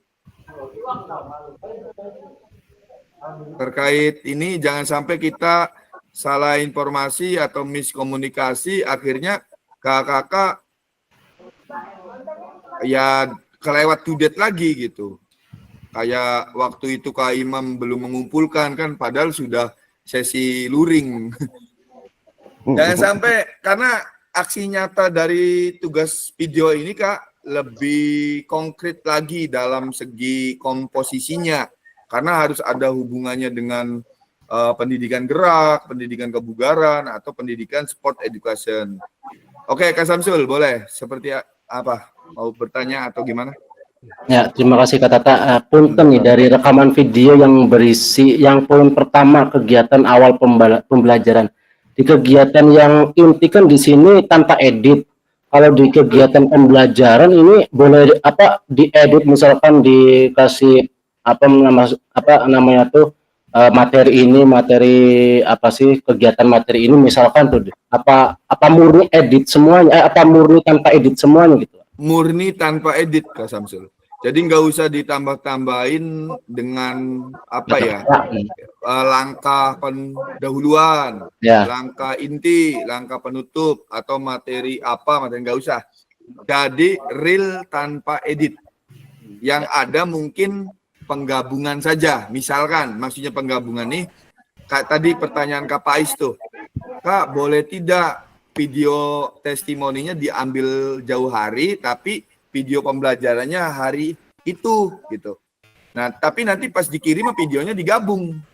Nah, itu baru nggak apa-apa. Yang dimaksud tanpa edit itu ya tadi tidak usah menambah-nambahkan masalah nama, masalah materi gitu. Jadi nanti juga tahu sendiri mana bagian pendahuluan, mana bagian inti, mana bagian penutup, mana bagian refleksi, mana bagian testimoni gitu. Jadi di tanpa edit ke satu. Misalkan satu hari itu bareng pengambilannya dari kegiatan dari pembelajaran sampai testimoni itu nyambung, ya nggak apa-apa.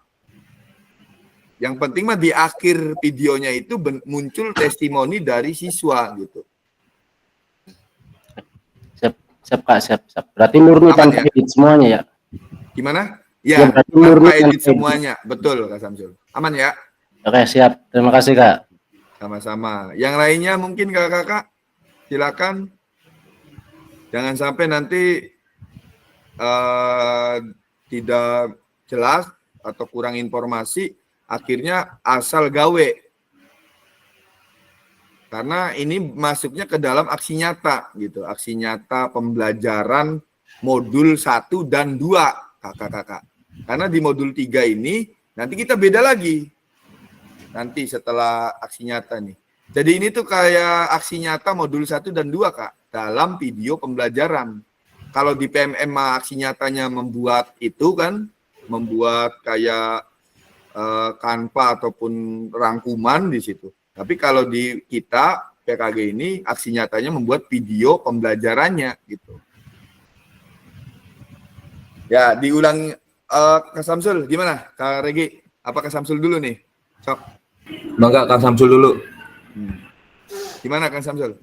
Ya, makasih Kang Regi. Ini berarti kayak untuk menguploadnya berarti diupload dulu ke YouTube lah, Kak.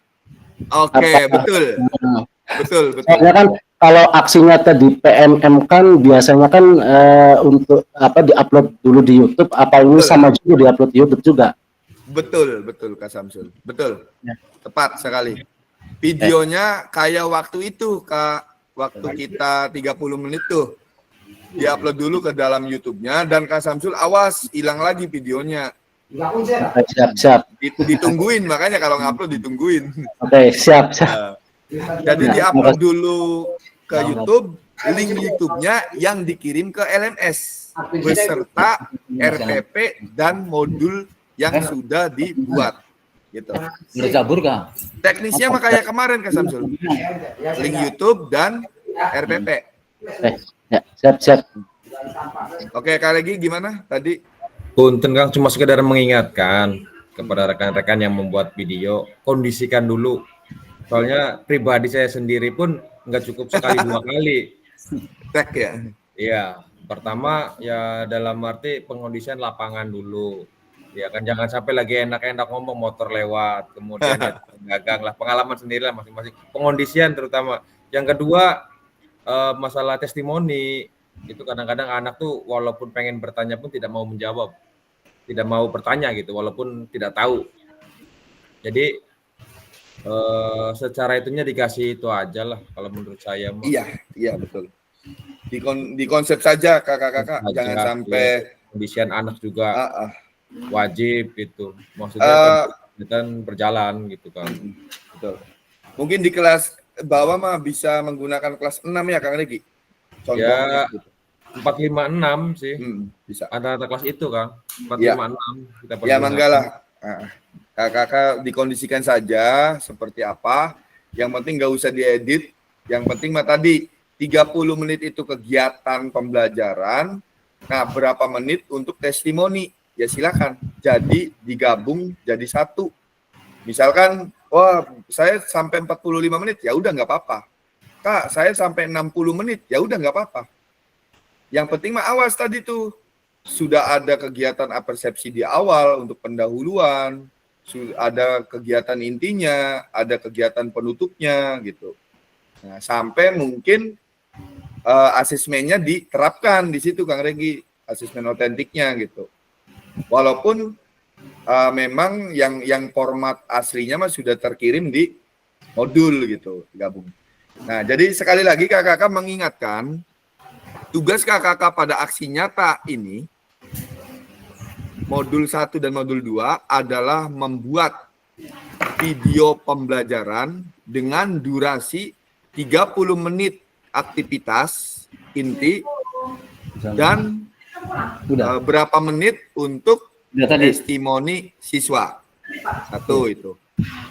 Yang kedua adalah silakan membuat RPP atau modul ajarnya yang sesuai dengan pembelajaran yang kakak terapkan dalam kerangka backward design dengan komposisi tujuan pembelajaran jelas ya. Kalau identitas di atas mah jelas tuh, nama sekolahnya, nama gurunya, pelajar materinya dan lain-lain di situ. Tujuan pembelajaran, aktivitas pembelajaran sama asesmen. Asesmennya yang dipakai adalah asesmen otentik. Nah, silakan asesmen otentiknya mau ke dalam penilaian antar teman, penilaian diri, apa observasi guru. Enggak boleh, yang mana? Kemudian, di aktivitas pembelajarannya, kakak-kakak boleh memilih apa yang mau dimunculkan dalam pembelajaran tersebut dari 3 konsep. ada konsep gerak, ada konsep kebugaran, pendidikan gerak, pendidikan kebugaran, maaf, dan pendidikan SEM atau Sport Education Model. Mangga, boleh diterapkan.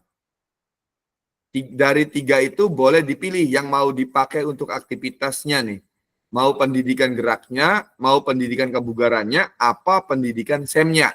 Kayak tadi Kang Asep tuh, izin dia mau memakai pendidikan SEM. Boleh, karena memang ketentuannya ada dari 3 tersebut. Tapi biasanya kalau di tingkat SD, pakainya konsep pendidikan gerak di situ. Nah, kalau di tingkat atas ya mangga menyesuaikan. Mau SEM tah, mau kebugaran tah, atau gerak pun juga nggak apa-apa. Seperti itu. Oke, aman kakak-kakak? Ada pertanyaan dulu sebelum lanjut? Aman ya, berarti. Awas, RPP-nya dibuat, modul ajarnya, tapi mengacu ke backward design. Nggak usah lengkap kayak RPP biasa atau modul ajar biasa, Kak. Sesuaikan dengan itu saja. Yang utama tujuan pembelajarannya dibuat juga. Oke, kita lanjut. Awas ya, diingat-ingat 30 menit inti dan ditambah testimoni. Lanjut. Penjelasan teknis aksi nyata. Hanya ada satu bukti dari kemampuan, yaitu tindakan, Kang Regi. Itu menurut Mary Ebner. Jadi kakak-kakak, walaupun kakak-kakak ini luar biasa aktif, partisipasinya kuat, diskusinya lancar, ngomongnya hebat, tetapi kata Mary Ebner, hanya ada satu bukti kemampuan, yaitu tindakan. Jadi dengan aksi nyata ini diharapkan kakak-kakak memberikan sebuah tindakan yang nyata terhadap hasil pembelajaran, hasil pelatihan kakak-kakak di modul 1 dan modul 2. Oke, semangat kakak-kakak, kelas 8. Penugasan mandiri, praktik pembelajaran PJOK yang berpusat pada peserta didik. Tujuan pembelajarannya adalah peserta dapat memahami aksi nyata dalam mengembangkan praktik pembelajaran PJOK yang berpusat pada peserta didik. Aspek penilaian ini lini masa dan melakukan refleksi dengan baik dan benar. Lanjut. Kembangkan RPP atau modul ajar pembelajaran PJOK untuk 1 pertemuan saja, Kak. 1 pertemuan RPP-nya. Sebagai simulasi untuk menggambarkan keseluruhan alur rancangan desain pengembangan pembelajaran PJOK yang efektif. Dalam mengembangkan RPP atau modul, dapat melihat kembali. Dapat memulai dari RPP modul ajar yang ada atau yang telah Anda kerjakan di modul 1.6. Nah, kalau mau yang pakai yang pernah dibuat itu, tapi sesuaikan dengan pembelajarannya di lapangannya, Kak. Boleh berarti. Pengembangan perencanaan pembelajaran PJOK apakah sudah sesuai dengan tujuan akhir kebutuhan peserta didik? Nah, itu. Pakai backward design. Kakak-kakak waktu modul 1.6 kan ditugaskan untuk membuat RPP backward design di situ. Kalau mau pakai itu, ya nggak apa-apa. Tinggal dilengkapi dari asesmennya dan juga tujuan pembelajarannya di situ. Yang kedua, implementasi pembelajaran PJOK yang efektif dengan mengakomodasi kebutuhan belajar peserta didik dengan berbagai karakter yang beragam melalui pembelajaran diferensiasi. Nah, dengan mempertimbangkan isu sosial, biasa ada gender, ada eksklusivitas, dan juga inklusivitas. Tuh, perhatikan, Kak, yang isu-isu sosial itu, diingat kembali. Pemanfaatan sumber daya berbasis kekuatan atau asset-based thinking. Jika kakak membuat sebuah permainan pembelajaran dengan menggunakan di situ judulnya adalah bola voli misalnya. Ternyata bola volinya tidak ada, bisa dimodifikasi dengan aset. Misalkan dengan apa atau dengan apa di situ. Ya nggak apa-apa, dimodifikasi. Merancang strategi pembelajaran PJOK yang efektif dan dimunculkan pada langkah-langkah pembelajarannya. Lanjut. D. Menggunakan pilihan salah satu model instruksional. Yang kemarin juga masalah yang tadi saya jelaskan, diulangi lagi nih.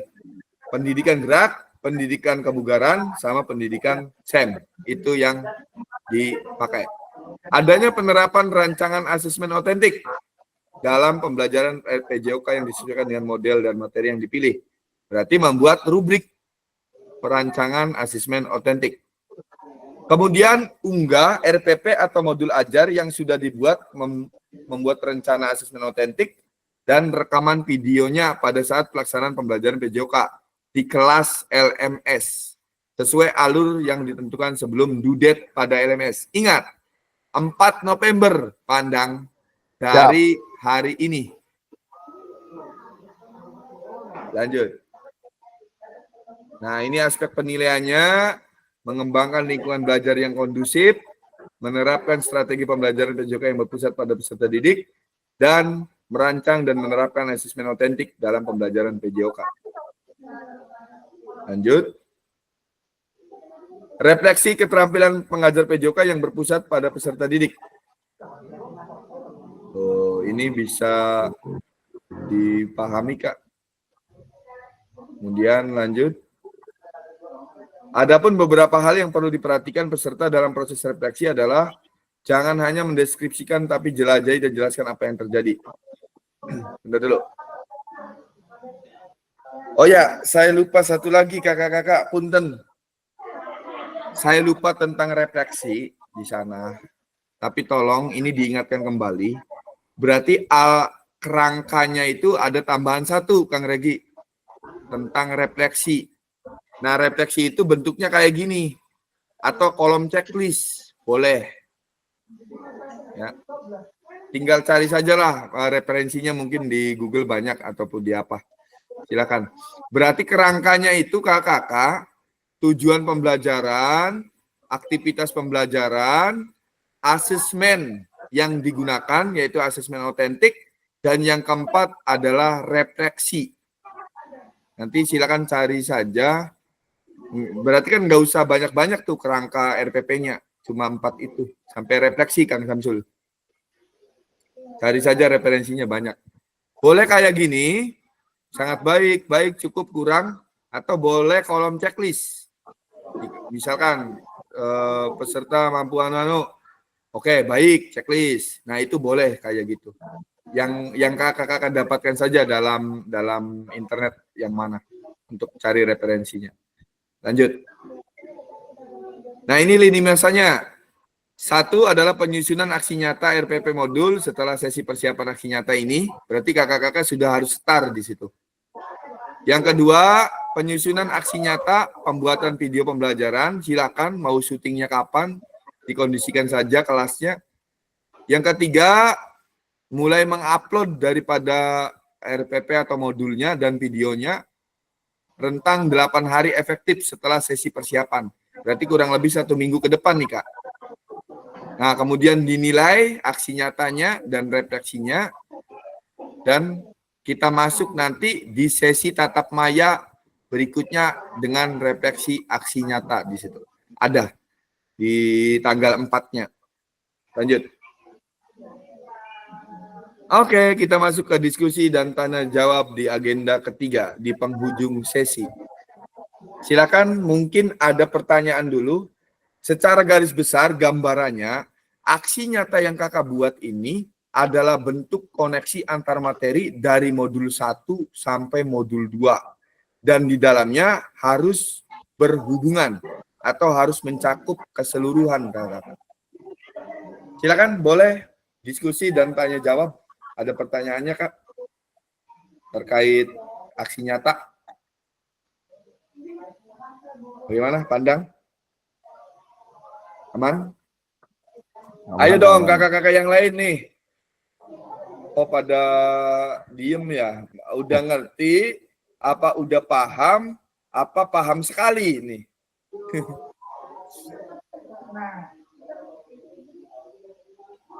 Ayo, Kak.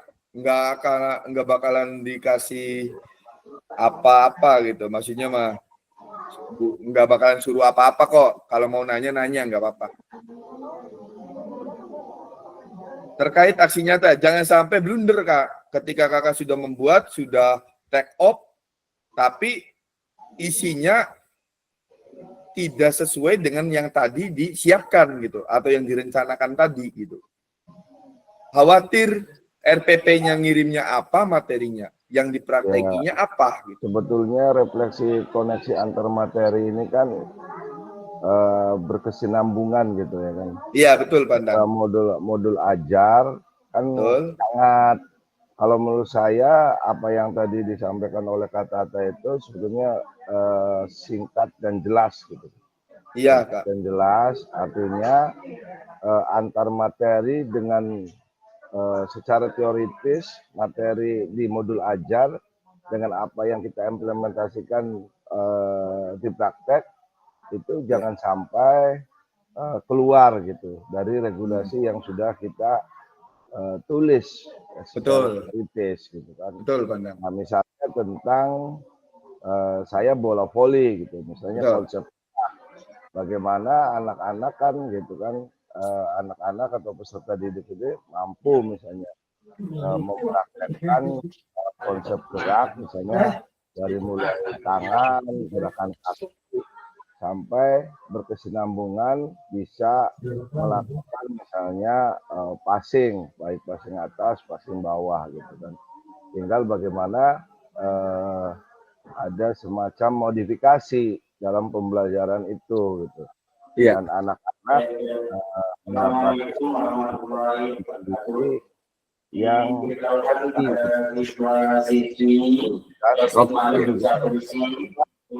ya masalah waktu gitu, karena waktu yang ditargetkan 30 menit gitu kan. Iya.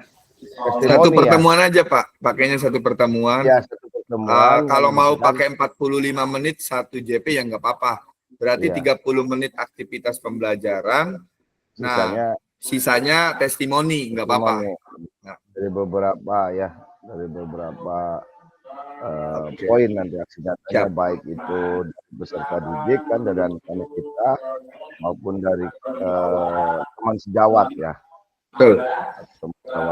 Kalau perintahnya Pak Pandang cuma peserta didik aja. Ya. Kalau perintah LMS minimal gitu, yang ini nih yang memberikan umpan balik nih. Iya, minimal. Tapi kalau Pandang pengen ada dari rekan sejawat malah bagus. Maksudnya ada dua unsur yang berbeda dari rekan sejawat sama dari siswa gitu. Lebih mantap lagi itu Pandang. Ya pengennya seperti itu gitu. Boleh, mangga Pandang, bagus. Pengennya seperti itu. Mantap. Oke, kakak-kakak yang lain mungkin ada. Soalnya kita udah 11.50 ini Kak. Bentar lagi Jumatan. Bentar lagi azan. Kalau tidak ada, saya rasa saya anggap mengertilah. Dan silakan kakak-kakak mulai berproses dari selesai daring ini atau tatap muka ini sampai 1 minggu ke depan. Dan bentuknya tolong jangan, karena ini bentuknya aksi nyata, punten ya Pandang ya dan teman-teman yang lain.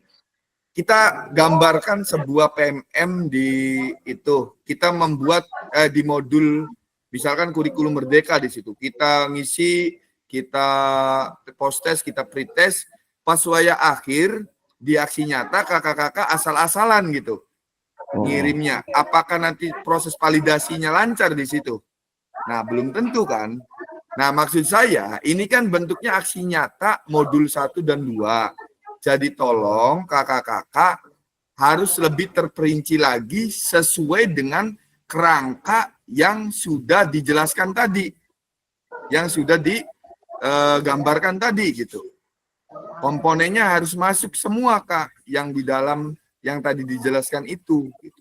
Jadi jangan sampai asal membuat videonya saja tanpa muncul daripada komposisi-komposisi kerangka yang diminta tadi gitu.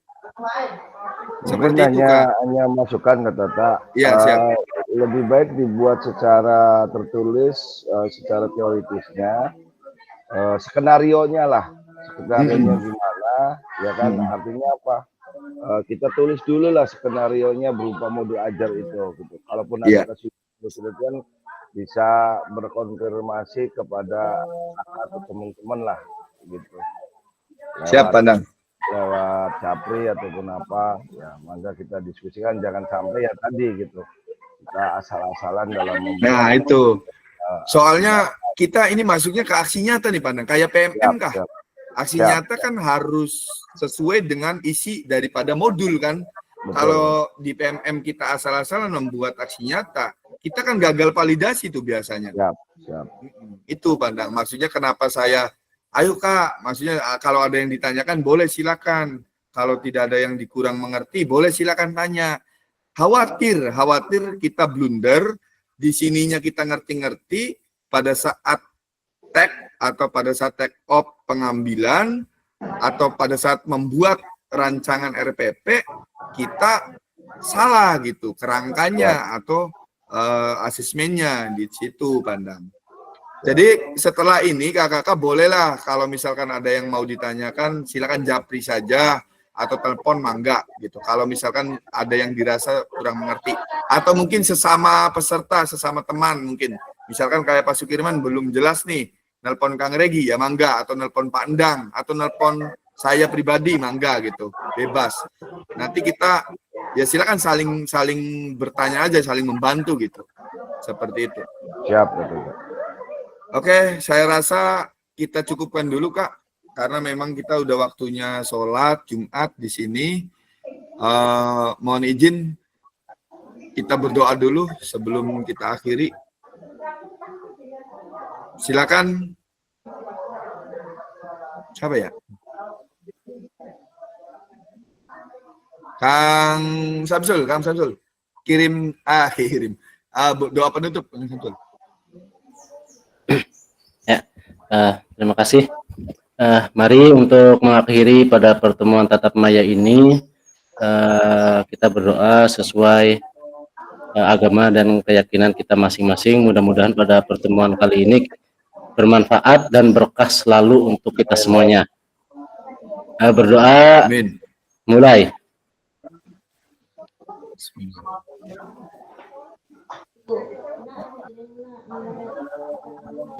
Ya, selesai. Terima kasih.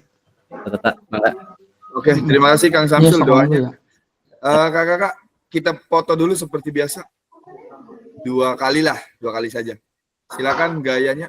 Gaya kelas 1, 2, 3. Oke. Satu lagi Kak. Gaya bebas. 1, 2, 3. Oke kakak-kakak, terima kasih atas partisipasinya. Yang sangat luar biasa diskusinya. Silakan nanti kita lanjut di grup WA kalau misalkan ada pertanyaan atau yang dirasa kurang mengerti terkait aksi nyata yang tadi kita bahas, yang tadi kita diskusikan. Selamat beristirahat, selamat beribadah sholat Jumat. Terima kasih atas waktunya. Kurang lebihnya saya minta maaf. Semoga pertemuan kita pada hari ini bisa bermanfaat, bisa berguna, dan bisa memberikan sebuah keberkahan silaturahmi dari ilmu yang kita diskusikan hari ini. Terima kasih. Saya akhiri. Billahi taufiq wal hidayah. Wassalamualaikum warahmatullahi wabarakatuh. Waalaikumsalam warahmatullahi wabarakatuh. Oke, selamat sholat Jumat kakak-kakak. Saya izin lab duluan ya. Assalamualaikum. Ya pamit. Assalamualaikum. Waalaikumsalam. Silakan kakak-kakak.